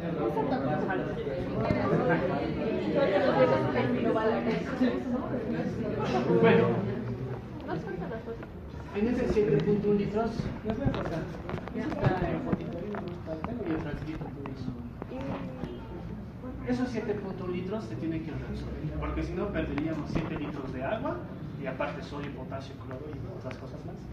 Y solo perdemos 200 ml. ¿De acuerdo? El balance tiene que ser la suma de ingresos con la resta de los egresos. Pero los egresos son muchas cosas, pérdidas sensibles, pérdidas insensibles. Lo que han perdido en orina, en heces, calcular electrolitos es otra cosa, porque solo agua se puede, ¿no ve? Le hemos dado, no sé, 2000, 1000 de fisiológico, 1000 de ritmo normal, listo, 2000 ml. ¿Cuánto ha orinado? 500. ¿Cuánto en heces? 200. ¿Cuánto ha vomitado? 1000, listo. Se hace suma y resta ya que no es una cantidad de agua. Pero ahora calculen electrolitos en los ingresos y egresos. Y allá anda 1000 de fisiológico. ¿Cuánto tiene de sodio y potasio? Perdón, de sodio y cloro, 154, 154. ¿Cuánto ha perdido en orina? ¿Cuánto ha perdido en vómito? Y luego se empieza a hacer sumas y restas. ¿Se entiende, no? Eso. Y peor si ha sangrado, porque hay que saber por dónde ha sangrado, en qué ha sangrado, en una gasa, en un apósito, etc. Y se hace dentro. Bueno, entonces, esa es la importancia de eso. Todo el tubo lo tiene que reabsorber, no podemos perder nada por ahí. De lo contrario, ¿qué va a causar? Trastornos hidroelectrolíticos. Y el que más complicaciones rápidamente da, ¿cuál va a ser? Potasio. ¿Por qué? Porque el potasio afecta la electrofisiología cardíaca. ¿De acuerdo? La electrofisiología cardíaca. Ese es el que más problemas va a dar. ¿Cuál se va a dar potasio? 3,555. Rápido puede bajar o subir. En cambio, el sodio de 135 a 145, el riñón puede tolerar y puede filtrar. Tenemos péptidos natriuréticos, el cerebral y el auricular, esos van a tratar de mantener la natriuresis o mantener el valor normal del sodio, pero el potasio se afecta rápidamente. Muy bien. Secreciones salivales, tenemos 3 glándulas salivales, ¿no ves? ¿Cuáles son? Parótidas, submaxilares y la lingual. Submaxilar, submandibular. Todos esos grupos submandibulares, sublinguales y parótida, mandibular, maxilar, es lo mismo por si acaso, tienen función, tienen que proteger y lubricar. ¿Alguna vez han comido leche? Sí, ¿no? ¿Leche es polvo? Sí. ¿Se puede deglutir? No. Canela tampoco, ¿no? Por eso es importante la saliva. ¿Hay alguna enfermedad que tenga sequedad de piel y mucosas? Sí. ¿Qué se llama? Síndrome de Sjögren. El Sjögren, el paciente no puede secretar saliva. O sea, ¿se imaginan? No puede. ¿Cómo creen que comen ese tipo de pacientes? Todo líquido. Claro, pues no tiene suficiente saliva para lubricar, ¿no? Difícil, pues imagínense no poder lubricar el alimento y demás, hacerlo pasar de rutina. Difícil, dime. Doctor, y en la hiperhidrosis, la pérdida de agua, ya sea en las manos, o sea, ¿el paciente tiene que recuperarlo tomando más agua o algún tipo de fármaco? Primero tendríamos que hacer, ¿cómo le diría? Un cálculo de cuánto ha perdido por piel aproximadamente. Porque por piel las pérdidas no son abundantes a no ser que haya soluciones de continuidad como un gran quemado. La hiperhidrosis, ¿qué va a causar al final? Líquido por las glándulas sudoríparas. En cambio, el otro es una solución de continuidad grande. ¿Qué se muere el gran quemado? ¿De lo que se ha quemado? No. Se muere porque ha perdido todo el tejido blando y ese tejido blando maneja gran cantidad de agua y se perdió el agua. Y aparte no hay una barrera y coloniza microorganismos y tejidos. En el otro hay vías por donde tú puedes suplantar el manejo de líquidos. Pero tienes que identificar la etiología. No es reemplazar líquido por líquido. Sería como decir... Sería como hacer un tratamiento sintomático. Si tienes vómitos, le voy a dar antieméticos, pero no tienes ni idea de por qué está vomitando. Entonces tienes que tratar la etiología. En el caso de la sudoración, ¿qué sistema nervioso está viendo todo eso? ¿Simpático o parasimpático? Parasimpático. Entonces, ¿qué podemos utilizar? Anticolinérgicos, antimuscarínicos. Con eso podemos bloquear la producción de saliva, diarrea, la sudoración, todo lo que sea vegetal. Porque al final es involuntario, no lo podemos controlar, pero farmacológicamente sí lo podemos modificar. Ya. Una consulta. Bueno, en pacientes quemados usted indicó que bueno, hay que retener los líquidos, pero hay que darles a calculan qué cantidad de líquido perdió. Entonces, ¿qué va a pasar si es que ese paciente fue quemado a través de tercer grado y va a presentar úlceras de Kudlin, que siempre lo mencionan, úlceras de Kudlin, que las mencionan siempre en las filografías? O sea, ¿cuál es la que le va, digamos, matar primero o le va a complicar una La deshidratación? quemadura. Las úlceras de Kudlin y de Cushing solo se van a presentar en enfermedades muy graves. Las úlceras de Cushing, ¿en qué se va a presentar? En enfermedades neurológicas. Un paciente con traumatismo craneoencefálico puede que haya úlcera de Cushing. Un paciente gran quemado, úlcera de Kudlin. Un paciente gran quemado con shock séptico hace úlcera de Kudlin. Son úlceras gástricas o abdominales al final. De hecho, son gástricas, una está de distribución superior, la otra de distribución inferior. ¿Por qué se producen esas úlceras? ¿Cuál es la hormona del estrés? Ya, el cortisol. El cortisol, ¿cuál es el mecanismo de acción de los corticoides? Aquí vamos a mostrar algo.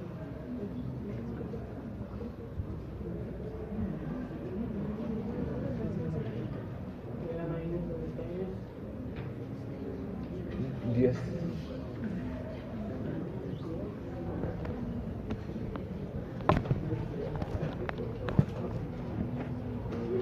Esto, ¿no ve? Todo este ciclo del ácido araquidónico lo has visto en inflamación. ¿Qué hacen los AINES?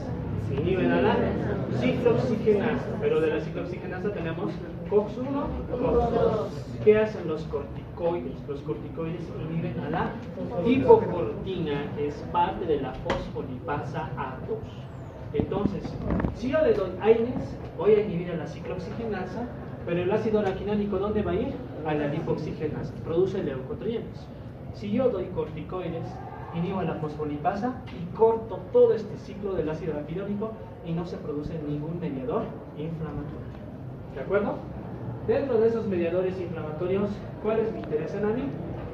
La prostaglandina I2 y la prostaglandina E2. Estas dos prostaglandinas, ¿qué hacen? Protegen a la mucosa gástrica. La prostaglandina E2 y la I2 tienen que proteger a la mucosa gástrica. Cuando das AINES, ¿qué haces? Inhibes a la ciclooxigenasa, evitas la producción de prostaglandinas que producen protección de la mucosa gástrica. ¿Y qué le vas a generar? Úlceras, gastropatía por AINES. Ahora, si le das corticoides, ¿es lo mismo o no es lo mismo? Es lo mismo, pero estás cortando todo, estás cortando la producción de prostaglandinas que son protectores. Ahora, en el caso del paciente gran quemado, no le estamos dando corticoides, pero el daño es tan grande que va a liberar gran cantidad de hormona de estrés, que en este caso es el cortisol. El cortisol cumple el mismo papel, no hay prostaglandinas que protejan la mucosa gástrica y va a causar úlceras. Para prevenir eso, ¿qué vamos a dar? IBPs. Las IBPs protegen la mucosa gástrica y evitas que el cortisol le pueda causar úlceras post-enfermedad. Doctor, una consulta, en este punto, si se va a dar un IBP, sería la vía intravenosa, ya sería el gol para evitar una pérdida de En un gran quemado, ¿qué te conviene? intravenosa. Vías de administración, ventajas y desventajas de la oral y endovenosa. El paciente gran quemado su cara, ¿le quieres dar oral? No es que sea más rápido, la intravenosa va a tener 100% de biodisponibilidad. La vía oral tiene que pasar el fenómeno del primer paso y no va a llegar la dosis completa. Por ejemplo, si yo les digo, le estoy dando 40 miligramos de omeprazol al paciente por vía oral, pero solo ha llegado al torrente sanguíneo el 50%, o bueno, ya les da la respuesta, ha llegado 20 miligramos, ¿cuánto ha sido su biodisponibilidad? 50%. Si le doy omeprazol endovenoso 40, ¿cuánto va a ser su biodisponibilidad? 140. Entonces, esa es la única justificación de inhibidor de bomba de protones. Solo se da en enfermedades graves que puedan complicarse con la presencia de úlceras. Ahora, ustedes que ir al hospital, todos los pacientes tienen o no tienen omeprazol. ¿Necesitan? Probable no. Y ahí están. No necesitan, pero lo siguen dando como si fuera receta de Bien. Doctor, también escuché que siempre, bueno, usualmente yo soy del Perú, en el Perú muchos dicen, no sé si es por error, que utilizan el omeprazol como protector gástrico, van diciendo ese tipo. Claro, esa es la idea, pues, o sea, cualquier paciente que está en enfermedad, en teoría está bajo una situación de estrés. Entonces hay riesgo de que pueda ser úlcera, porque al final cada paciente es bien diferente, ¿no? Podemos ponerle, no sé, en teoría la misma cantidad de estrés, pero uno va a tener más riesgo de lesión, el otro puede ser úlcera y el otro no, ¿no? Cada paciente es totalmente diferente. Entonces le ponen como protector de la mucosa gástrica, pero tienen que justificar el motivo. Si nos hiciéramos endoscopía todos en este momento, les aseguro que una parte debe tener úlceras superficiales, úlceras pequeñas, que no causan signos ni síntomas. Esos, cuando ya tengan una enfermedad grave y se internen, a ellos sí vale la pena hacer protección de mucosa gástrica. ¿Se entiende, no? Ahora, en el hospital el paciente está ahí con su suero y todo. Eso es la solución de actualmente también. No se hace soluciones de base. Tienes lo hacen los que estaban bien resueltos, los que no se actualizan. Ya, no me decía mucho del tema. Pero ha quedado claro, ¿no? ¿Ha quedado claro? Ustedes son así, después para todos. Protege y lubrica. Tiene acción antimicrobiana gracias a su enzima lisosima. En la cavidad oral se tiene que eliminar gran cantidad de microorganismos. Digestión. Tenemos la amilasa salival, también llamada pterina. ¿Qué tiene que hacer? Degradar el almidón. Ahí inicia el proceso de digestión de carbohidratos. A nivel de la mucosa del estómago tenemos a las células parietales, que son llamadas oxínticas, muy diferente de las principales. ¿De acuerdo? No confundan parietales con principales. En el examen se les pregunta si qué produce tal, se confunden y me ponen el dedo. Entonces las parietales, ¿qué producen? Ácido clorhídrico, factor intrínseco. ¿El factor intrínseco para qué sirve? Para absorber la vitamina B12. La vitamina B12, ¿qué es? Es una vitamina con factor enzimático que ayuda a qué? Al proceso de replicación para la eritropoyesis. Por eso a la embarazada se le da ácido fólico y vitamina B12, cianocobalamina, para prevenir la anemia. Entonces, de ahí que nos acordamos todas las vitaminas, ¿no? Tenemos vitaminas hidrosolubles, liposolubles. Hidrosolubles, ¿quiénes son? Complejo B, vitamina C. Liposolubles A, D, K, E. Las hidrosolubles, vitamina B1, B2, B3, B5, B6, B7, B9, B2. La B1, ¿qué se llama? Diamina, B2, riboflavina, B3, niacina, B5, ácido pantoténico, B6, biotina, B7, biotina, B9, ácido fólico, B12, cianocobalamina. ¿Qué causa el déficit de la B1? Beriberi, riboflavina, ¿qué causa? Pelosis, niacina, gelagra, B5, pie quemado, B6, B7, ¿qué va a causar? Trastornos de neuroconducción, B9, defectos del tubo neural, B12, anemia. Todos son cofactores enzimáticos. ¿Qué son cofactores enzimáticos? Vitaminas que ayudan a que las enzimas agreden sustratos y lo conviertan en producto. Por ejemplo, la vitamina C, ¿para qué es cofactor enzimático? Para la síntesis de colágeno. Por eso dan vitamina C en teoría para mejorar el proceso de cicatrización en posoperatorios de cirugía. Porque ayuda a la síntesis de colágeno, pero la síntesis de colágeno necesitan sustratos para convertirlo a productos. Listo. Muy bien. Aquí nos vamos a dar una pausa de 5 minutos. Aquí hemos llegado a la producción de ácido clorhídrico.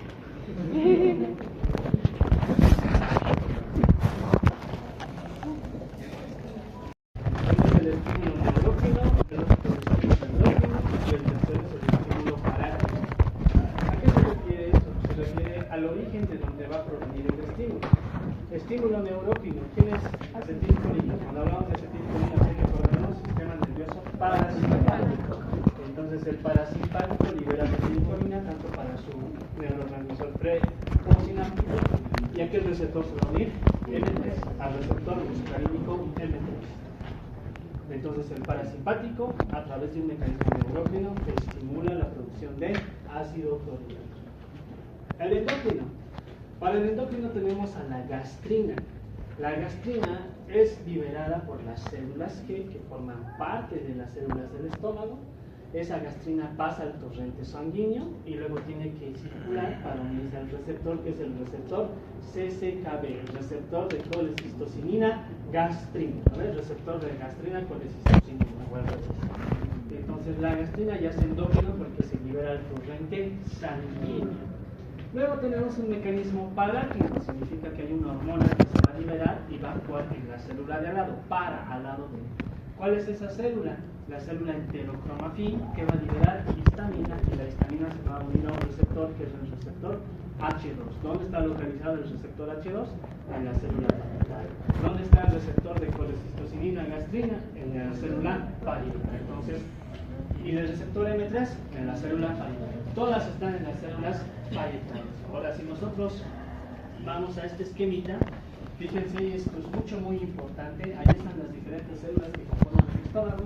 Tenemos células epiteliales, mucosas, las principales, la parietal, también llamada oxídica, las células G y las células D. Las células epiteliales que producen moco, bicarbonato o agua, las células mucosas moco, la célula principal pepsidógeno y la lipasa ácida, y las células parietales, ahí están, ácido clorhídrico, factor intrínseco y gastroferino. Eso es lo que va a producir. La célula enterocromafín, que está al ladito ahí de la parietal, que produce histamina. Las células que producen gastrina. Y las células de somatostatina. Entonces, en la célula parietal están los receptores para la colecistocinina, gastrina, para la acetilcolina y para la histamina. Entonces, de aquí vamos luego ahora a este esquema. Aquí. Ahí está nuestra célula parietal. La célula parietal tiene su receptor M3.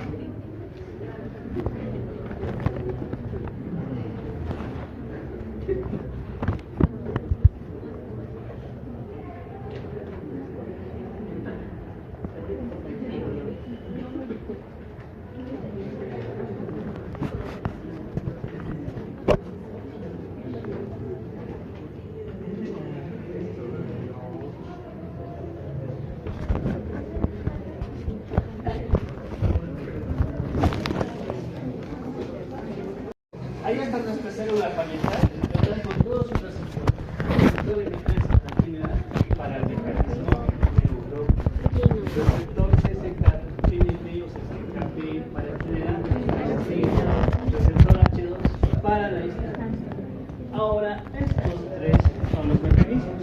Mecanismo neurógeno con la serotonina, mecanismo endógeno con la gastrina y mecanismo parágeno con la histamina. ¿Dónde se producen? Gastrina, células G, histamina, células enterocromafines, acetilcolina, sistema nervioso parasimpático. Esos tres favorecen la producción del ácido clorhídrico. ¿De acuerdo? Favorecen la producción de ácido clorhídrico. Así como hay factores que tienen que favorecer la producción de ácido clorhídrico, hay factores que tienen que limitar la producción de ácido clorhídrico. Nuestro cuerpo todo el tiempo está en homeostasis. Si tenemos factores procoagulantes, vamos a tener anticoagulantes. Si tenemos sustancias que hacen vasoconstricción, tenemos vasodilatadores. ¿Se entiende? Todo está en equilibrio. Proagregantes, antiagregantes, etc.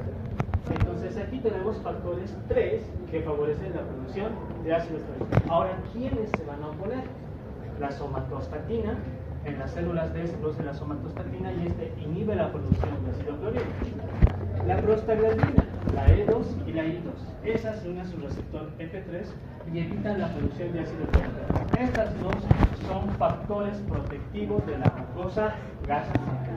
Ahora, en teoría, son protectores, obviamente van a inhibir la producción de ácido clorhídrico. En teoría, yo podría inhibir cualquiera de estos, ¿no ven? ¿Podría inhibir al receptor M3? Sí, le podría dar antimuscarínicos. Ya no se usa. ¿Por qué? Porque ahora...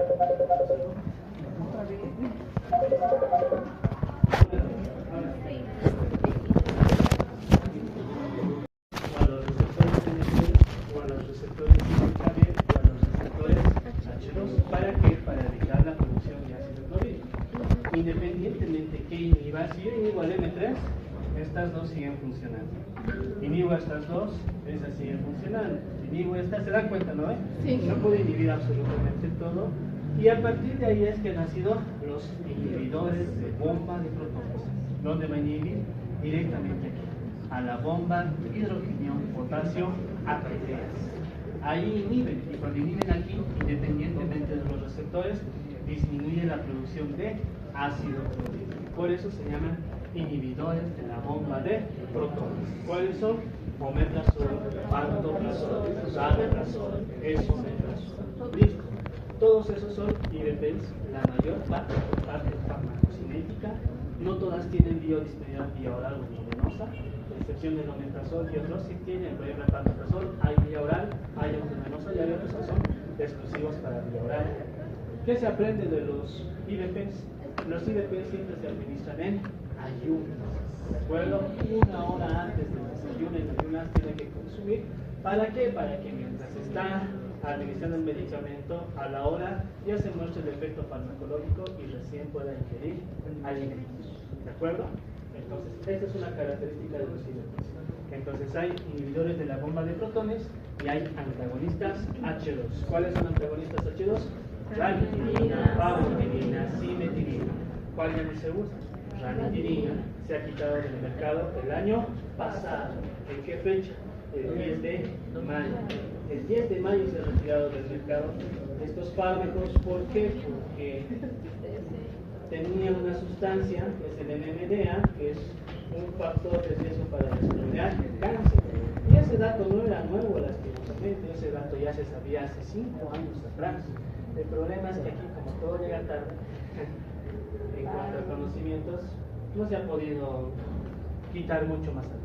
Desde hace unos 5 años aproximadamente ya había artículos, estudios, ensayos clínicos que decían que la ranitidina puede producir factor de riesgo para el desarrollo de cáncer. Lo mismo que ahora para el paracetamol. ¿De qué están hablando del paracetamol ahora?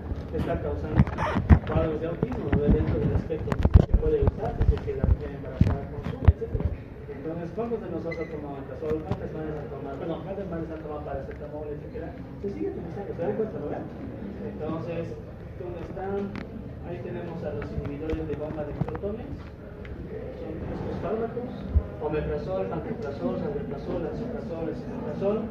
Todos comparten características farmacocinéticas, es decir, todas son metabolizadas por las mismas isoenzimas, la CP450 con sus subtipos CYP1219 y la CYP3A4, a excepción de que el rabeprazol. Esa no necesita reacciones enzimáticas para eliminarse. La mayor parte viene en forma de cápsulas con cubiertas entéricas. ¿Por qué? Porque para activarse necesita del ácido. Nunca puedo dar IBPs y antagonistas H2, ni como en los Simpsons, ¿eh? Porque está fumando 2 para más placer de fumar. Y para eso se puede dar, ¿de acuerdo? Porque si tú das 2, prácticamente no funciona. No es como que decir, le vamos a inhibir absolutamente todo, no. Ninguna de las dos va a funcionar. ¿Por qué? Porque las dos van a suprimir la producción de ácido clorhídrico y ambas necesitan de cierto ácido clorhídrico y un pH para activarse. Pero si el pH no es óptimo, ninguna se activa y no funciona. Pero solamente hay que dar una. Ahora, ¿por qué ya no se utiliza, por ejemplo, los anti-H2, que era la ranitidina, la famotidina y la simetirina? Porque la ranitidina tiene esta sustancia que es la N-nitrosindimetilamina, que es la NMDA, que es un compuesto químico cancerígeno. ¿Cuándo se ha retirado el Bolivia? El 10 de mayo del 2025. De eso ya se sabía hace 5 años atrás. Entonces, a veces se toman conductas muy tarde. Es muy probable que haya lugares que sigan usando ranitidina de ese ciclo, porque quedan lotes de fármacos. No es algo que se pueda desechar así y ya. Se tiene que acabar en algún rato, ¿no? Y se puede administrar, se administra y se registra omeprazol. Listo, ¿cuál es el problema? ¿Se entiende, no ve? Es lo que hacen las clínicas. Entonces, dentro de la farmacología gastrointestinal, ustedes están viendo esto. Están viendo fármacos para la enfermedad ulcerosa péptica y han tocado IBPs y han tocado antagonistas H2. Les falta tocar antiácidos gástricos, monovalentes, bivalentes, trivalentes, y les falta tocar fármacos citoprotectores. ¿Como qué? Como el sulfato, las sales de lisina.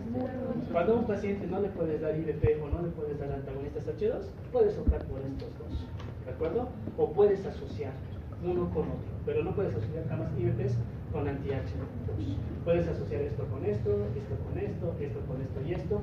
Ya depende de tu criterio, ¿de acuerdo? Entonces, en la producción de ácido clorhídrico podemos inhibir todo eso. Bien, yo creo que vamos a quedar aquí. Ya nos falta ejercicio. 42 de 59 ya. ¿Sábado nos toca, no? Sí. Sábado ya acabamos esto. Y con eso ya estarían más que listos para aprender física. ¿Alguna duda hasta ahí? ¿Pesado? Ya saben.